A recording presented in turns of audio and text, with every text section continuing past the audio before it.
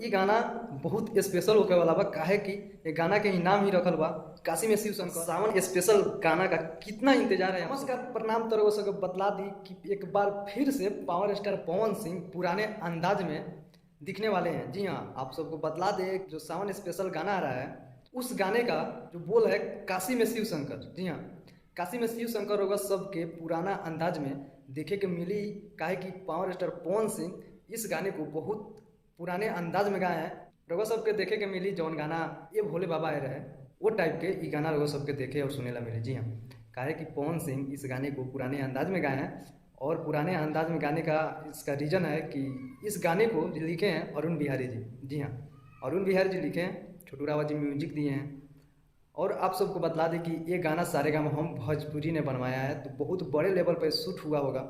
जैसे मेरे को सबको बतला दी कि लाल घाघरा पवन भैया के एक गाना आ रहा है सारेगामा हम भोजपुरी से, वही चैनल पर गाना आई। तो सारेगामा हम भोजपुरी का जितना भी गाना वाला बड़ा लेवल बड़ा बजट के गाना आवेला, तो वैसा ही काशी में शिव शंकर बहुत बड़ा बजट में बनल बा। वो सब देख सकते हैं डिस्प्ले पर कि जहाँ शूटिंग हो रहा बा वहाँ से फोटो वायरल हो रहा बा।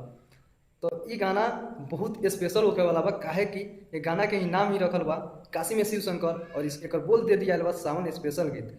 तो रउआ सब बोला स्पेशल होके वाला बा पावर स्टार पवन भैया की तरफ से पुराने अंदाज में आप सबको फिर एक बार देंगे गाना।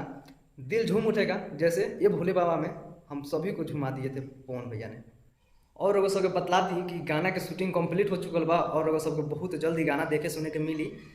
आज ना तो कल पोस्टर या टीजर रिलीज हो जाएगा और सोमवार तक 100% चांस है कि गाना आ जाएगा। देखिए अब डेट कंफर्म नहीं हुआ है, लेकिन सोमवार तक गाना आ जाना चाहिए।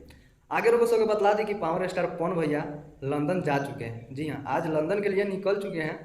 अपने गाने की जितनी शूटिंग थी सभी कंप्लीट करके लंदन निकल चुके हैं। वहाँ पे फिल्म शूटिंग होने वाला है तो वहाँ पे जा चुके हैं। लेकिन आप सबको ये गाना बहुत जल्द सुनने और देखने को मिल जाएगा सारेगामा हम भोजपुरी पे। तो ये अपडेट आप सबको कैसा लगा कमेंट करके जरूर बताइएगा। और सावन स्पेशल गाना का कितना इंतजार है आप सबको ये जरूर बताइएगा। मिलते हैं अगले वीडियो में, तब तक नमस्कार, हर हर महादेव।